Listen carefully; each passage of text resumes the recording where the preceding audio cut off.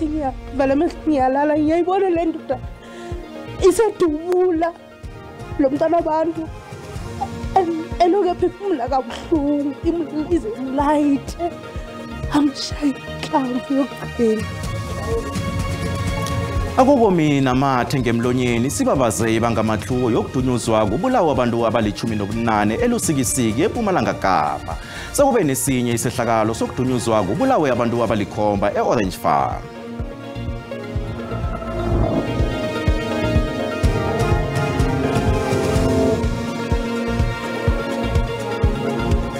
Kunjulwa nangokwazi ipoto uNgqongqoshe walokhu ongasekho ephasini uTito Mboweni. Nokho abanye bebamthima bathi akaphekizona. Sihlanganiswa zindaba kudu zesiNdebele ku SABC 1. Lotshane endaweni zonke. Nginguthulani Bongwe. Indaba elandelako kungenzeka ingabaphathi kuhle abanenhliziyo ezibuthakathaka. Yeke sibawa bacheje bayelele. Unina lo mntwana okhubazekileko udunyuze wabulawa naye ngesihlungu. Nakubulawa abantu ngesigidi e-Orange Farm eJohannesburg apha. Uthi uzizwa aphelelwa mamandla ngombana bekangekho ukuzokuvikela umntwana wakhe nakadunyuzwako. Balikhomba abantu abadunyuzwe babulawa ngemva kokurarana komuntu nomnikazi wethaveni nakudabuka ukusa kwangosondo. Abafundi abavakatshele umndeni namhlanje bathe kunefuneko yokubamba umthandazo kuvuselelwe isimilo ebantwini. Umuntu odumuzileko batsho uphendulele isigidi ngakuye naye wazibulala. Njenganje sikhambisana nombiki indaba we-SABC uCalvin Dludla onguye othunyelwe ukuyokuthatha indaba le. Calvin, siyakulotshisa begodwa siyakwamukela. Mhlawumnye nangakhe usiphe umkhanyo. Nanifika esehlakalweni nithole ilwazi elithini? Besikade ngibingelele kwemsakazi ngibingelele nababukeli bendaba ze-SABC. Okwesibili namhlanje sibuyela lolu daba liqale izolo njengobuso ushilo ukuthi ke isigameko lesi kubika ukuthi senzeka ekseni nesonto. Ngakho ke iSABC bisisijuba ukuthi siye khona.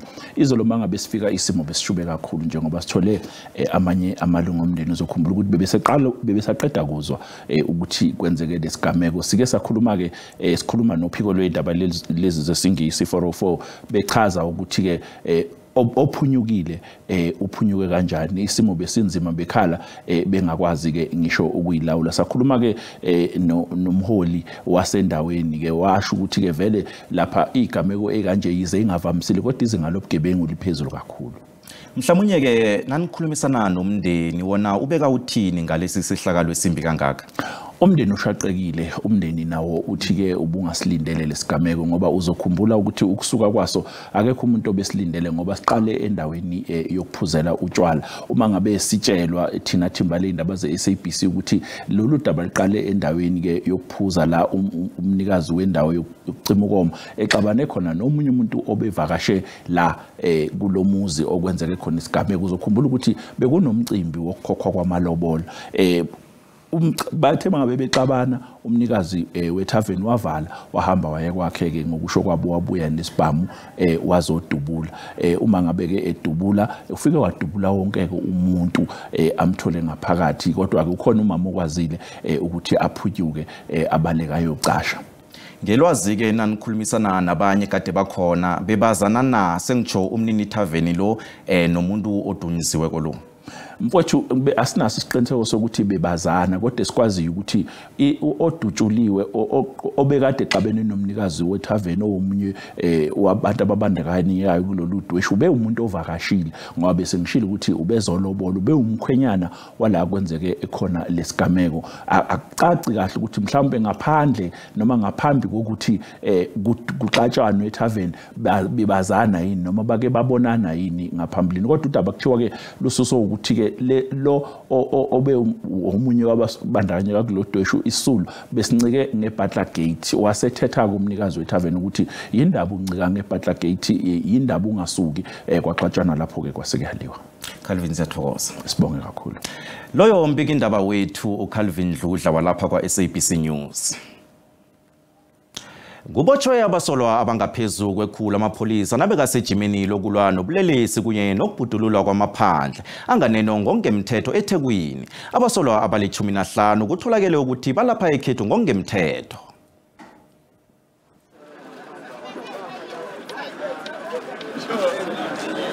Amaphoyisa abephume ngobuningi bawo ukuzolwisana nobugebengu. Kunezenzo zobugebengu ezehlukene kule ndawo ezibandakanya ukushushumbiswa kwesidakamizwa kanye nokweba.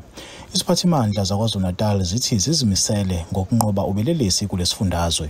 Abanye sebekwazile ukuthi babanjwe njena manje iwona umsebenzi owenziwayo usungula namhla umsebenzi omkhulu kakhulu wokuqinisa ukulwa nobugebengu. Siyazi ukuthi ubugebengu busephezulu kakhulu esifundazweni kodwa inhlelo zokulwa nobugebengu siyayiqinisa kakhulu manje kunakuqala. Ngenyanga edlule amaphoyisa ayigasele emgwaqeni uMahatma Gandhi obuwaziwa ngoPond Road nalapho kwaboshwa khona abokufika kuleli abayi120 ngokuba kuleli ngokungemthetho. Amaphoyisa athi abaningi babo sebabuyiselwa emazweni abaqhamuka kuwona kanti abanye bagcinwe ezitokisini ukubhekana namacala. For now 2 people have been arrested after they've been confirmed that they are wanted for crimes. One was wanted from 2001, so we found him today. So yes, those 2 are arrested. Njengoba kusondela amaholide kaKhisimusi, amaphoyisa athi azoqhubeka nokugasela ezindaweni ezehlukene zesifundazwe. NginguSimphiwe Makhanya, kwezindaba zeSABC ngiseThekwini.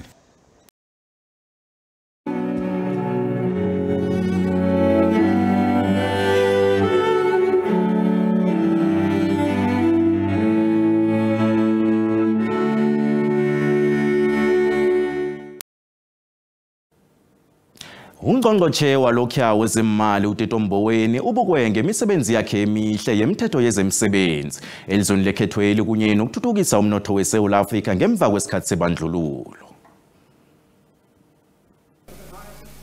uMboweni wakhethwa njengongqongqotjhe wokuthoma wezemisebenzi ngaphasi kwedemokhrasi. Ekusikhundla asibamba ukufikela lapha abakhona mphathi wokuthoma womndonzima webulungelo mali leSouth Africa phakathi kuka-1999 no-2009. Ngesikhathi sakhe sokuba ngungqongqotjhe wemali phakathi ko-2018 no-2021, uMboweni waqalana neentjhijilo eziningi ekubalwa hlangana ukuba buthaka kokuhluma komnotho welizwe. Ubezimisele ukulwisana nobukhwabanisi kunye nokubetheka komnotho welizwe ekufike nokwehla kwengogwana ye-COVID-19.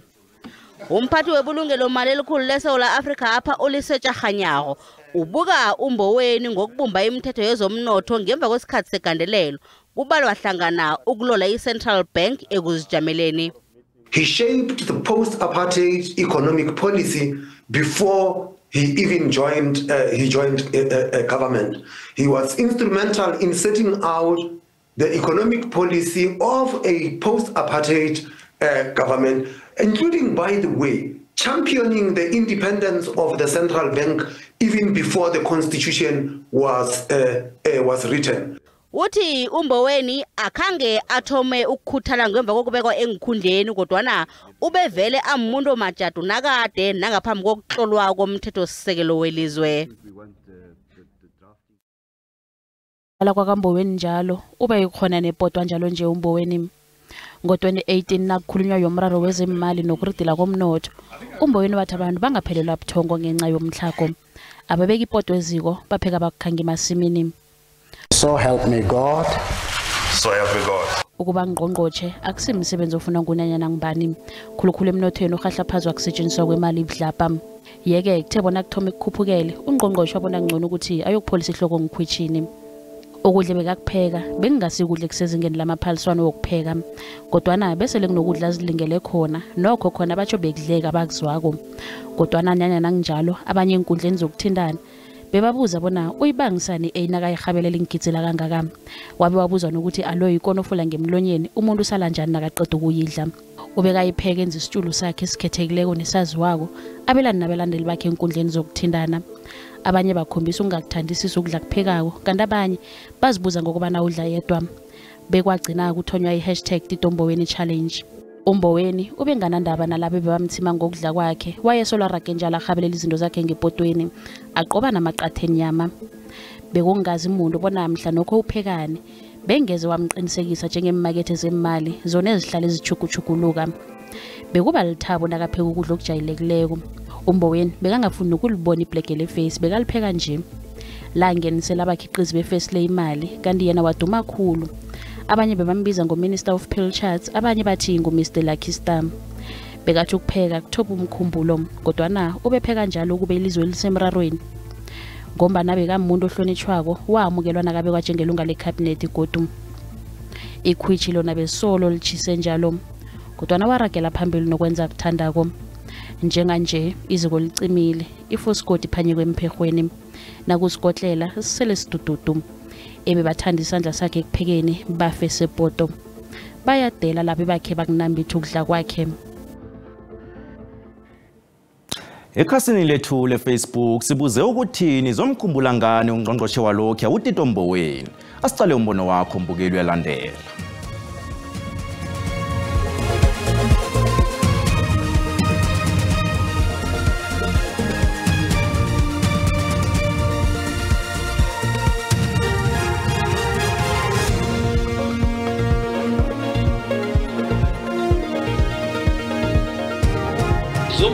Amaqhinga amahle eza nawo. Mina ngizomkhumbula nje ngokuthi umuntu mayiboleka imali kumina ubevela athi akunika uMbokweni lapho.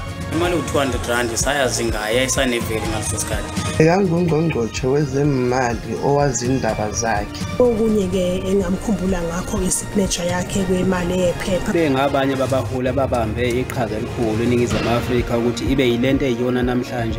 Mina ngithi sohlala simkhumbula njalo ubabe Tito Mboweni. Idlale enkulu indima ekuthuthukiseni komnotho wase South Africa. Ntongo lengwe nabereka kana nabereka ka molao.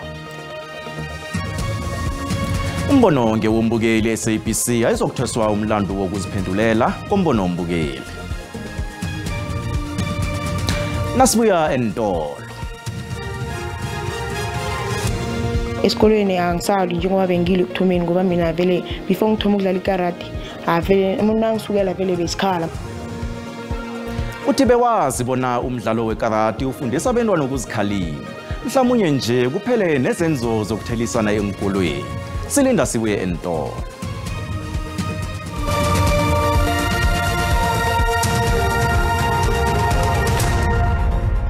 Sisaraga nendaba lapha nazikuphundileko uyazithola ku YouTube, SABC Plus na ku Facebook. Zonke inchaba zabantu abanzima ziyahlobana. Yeke abafundi benchaba ezahlukahlukeneko kufuze babumbane emazikweni wefundo ephakemeko bavikele isintu sabo. La amagama akhulunywe nguNobhalazo Mbelele wehlangano yabaholi bendabuko eContralesa uZolani Mkiva. Umkiva ubekhuluma emnyanyeni wagcobe iminyaka wokukhupha abonongorwana wehlangano yabafundi bema-University bamaNdebele, Indebele Student Association, ebebanjelwe M1 Studio khona la kwa SABC. Umbikindaba wethu Comfort Masombuka usihlanganisele nakumbiko. Bafunda bamaNdebele abavela emazikweni ahlukahlukeneko ezefundo ephakemeko abakhambela umnyanya waqobe iminyaka weNdebele Students Association. Wanonyaka nje benge wehlandla lesine solo yasungulwa ihlangano le. Umnqopho ngokukhuthaza abafundi bona nalokho abafika ema-university bangakhafuli isiko lesikhethu begodwa bakhuthalele nokulonda isiNdebele njengelimi. Umnqopho umnyanya lo ukuthelela abantu bamaNdebele siba benze babe yimbumba begodu senze iqiniso sokubana inani labantu abaneziqu lithuthukela phezulu so yinto esifuna ukuyenza. Unobhalazo Mbelele weContralesa uZolani Mkiva uthi abafundi bema-University benchaba ezihlukahlukeneko fuze babambisane ekuthuthukiseni isintu sakomuntu ngombana vele inchaba zabantu abanzima zihlobana khulu. Singabantu abanenkolo yokubana izizwe ziyazalana. Ukuzalana kwezizwe yinto okubana izizwe ziyendiselana. Egazini loMndebele likhona igazi loMsuthu. Egazini loMthwara likhona igazi loMzulu. William Giano ilecturer eSindebele University eMpumalanga uphumelele naye kulomnyanya. Lo mnyanya loqakatheke kakhulu kwamambala ngehlangothini lokuthi ke kuhlonyeliswe begodu ke sithokozise abafundi abase ma-university wonke weSouth Africa lapha kunehlangano khona ebizwa bonyana ke Iindebele Student Association. Abafundi bema-university ngokuhlukahlukana abasebenze kuhle emfundweni zabo bathokoziswe ngentificate nabonongorwana ngokusebenza kwabo ngokuzimisela. Abazuzileko bathokoza abaqedi. Umnyanya wanamhlanje wabonongorwana umnyanya ukuthi uyasikhuthaza sibantwana besikolo ngoba siyafika la sihlangabezane neentshijilo eziningi sikhohlwe nokubana sibuyaphi namkha sifike emfundini osakhulayo ngithi ungalahli isiko lakho ungalikhohlwa ukuthi ubuyaphi kubalulekile ukuthi uzazi ukuthi ubani ukuthi ulindebele ukuthi uyebo ungazikhohlwa ukuthi uvelaphi ikambiso yakho ungayilahli mina unje ukukhuthaza mina kumele ngiqhubeke ngibereke ngamandla ukuze ngikhuthaze laba abasemangeni aphasi begodu ngikhuthaze bonyana akunakuthi ungabereka bese ungatholi umtlomela wakhona.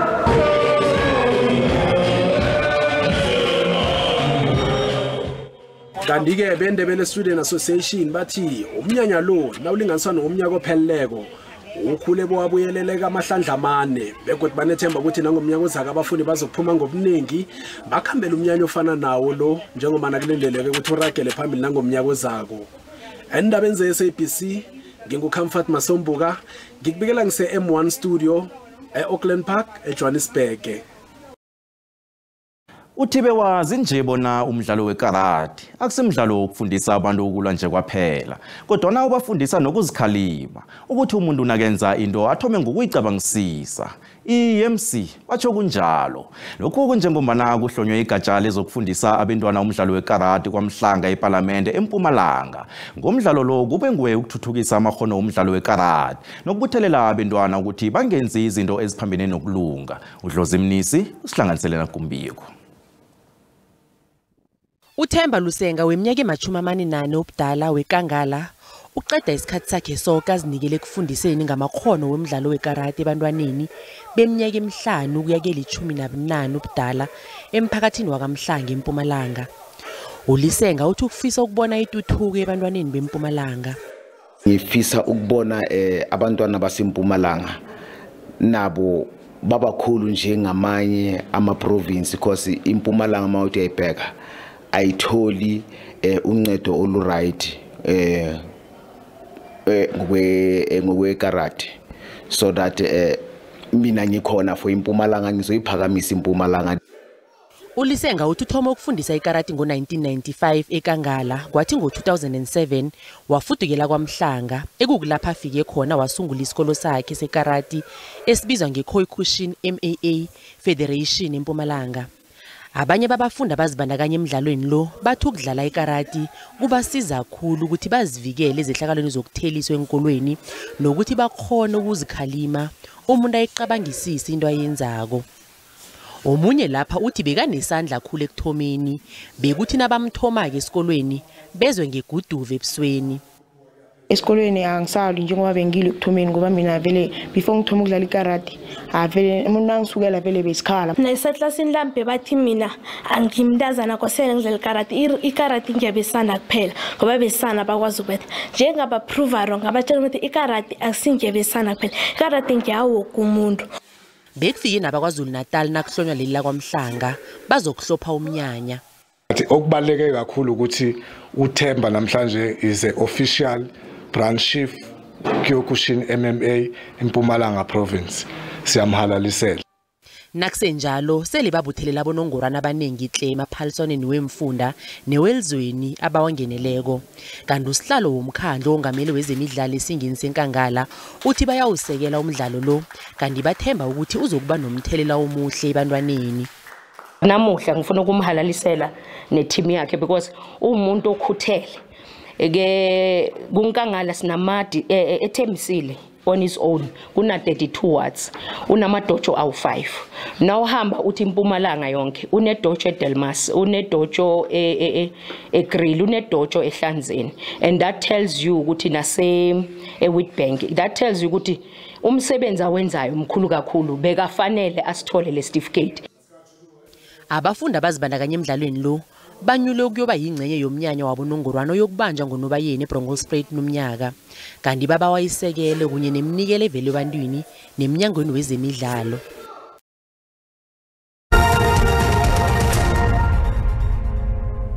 Kezemali iranda liyabogaboga nalinganiswa nezinye imali ezikulu.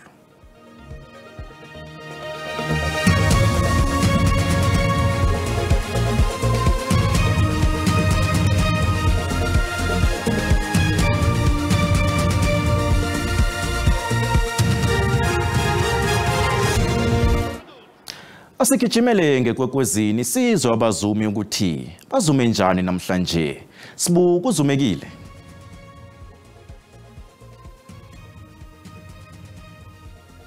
Siyathokoza Bongo esilochisa umbukelo khona usekhaya. Hlangana nendaba esiziphetheko entambama namhlanje. Ilezi ezithi umnyango wezenthuthi enarheni le uhlome ihlelo elitsha le-technology ekuthiwa batsho lizokusetshenziswa lokha abantu nabokuthatha incwadi zokutshayela ngokunjalo-ke neenkoloyi. Ngale kwalokho sizokuthinga esifundeni seMpumalanga endaweni yeMasco ipelaveke esibuya kiyo le kubikwa ukuthi batsho kunabesanyana ababili abakhambileko bathi bayokuzuma. Imndeni yabesanaba igcine sele irareka lokha abesanaba nabangasabuyiko. Omunye wabo batsho bamthole abhubhile, omunye bamthole alimele.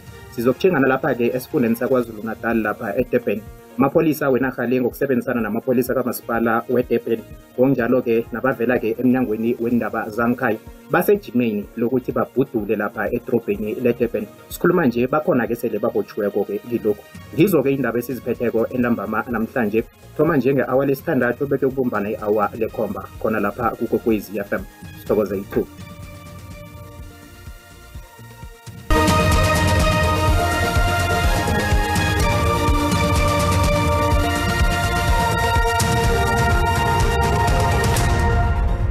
Thokoze thina sibulo tshani ngomvulo entambama siqalela ubujamo bezulu nanke amathuba nge-60% ngale khulukhulu endaweni zangakwaZulu Natal kanti ke kusasa amathuba we-60% abuyela khulu endaweni zangapha ngeGauteng kuthi ke ezinye indawo njengoba ubona nje lithi 30%. Sithole lapha ke isilemukiso somoya onamandla obanga ukuthi ilwandle libe bukhali ngale ngendaweni yangeJingalanga kuthi ke ngilezi indawo kube nomjijo odumako la sibone khona amathuba nge-60% ngakwaZulu Natal. Kusasa ke godi imjijo le edumako engapha ngeGauteng uthi ke kube nesikhonakalo yomlilo wemango ngale ngeNorthern Cape kanti ke ilwandle libukhalihle nawuthi uqala ngale ngeSewula yenarha iGauteng ibonakala ipholile kezinye indawo ukuthi ke ngokuhamba kwesikhathi ifuthumela le ePitori nge-29 Bronkhorstspruit nge-28 eLimpopo siyabona ke ukuthi lipholile endaweni eziningi izanini ngathi makhaza pheze imini yonke nokho iliphalale yachisa nge-30 lapha ke eMpumalanga sibona ke kumakhazana endaweni eziningi khulukhulu lapha eEmelo kuthi ke ezinye indawo kuphole iKwaZulu Natal sayibona ke ngale ngePietermaritzburg ipholile lapha ke Ladysmith nakhona kumakhazana nge-Eastern Cape sibona lapha ke kufuthumele kezinye indawo kodwa ezinengana nazo ke kumakhaza lapha eqonqe nge-16 ngemva kwamadina iWestern Cape ibonakala futhumele Cape Town pholile kezinye indawo lapho kunyeke kuyachisa iNorthern Cape sibona ke nayo iyachisa endaweni eziningi khulukhulu eUppington nge-36 ubone nesilemukiso nje iFreystata yona ke bonakala ichisa bese ke kezinye indawo kufuthumele ngale ngeNorthwest endaweni eziningi kuyachisa abantu basele amanzi ngokwaneleko ngesikhathi somchiso ofana nalo sibonane ngesikhathi esilandelako. Dido.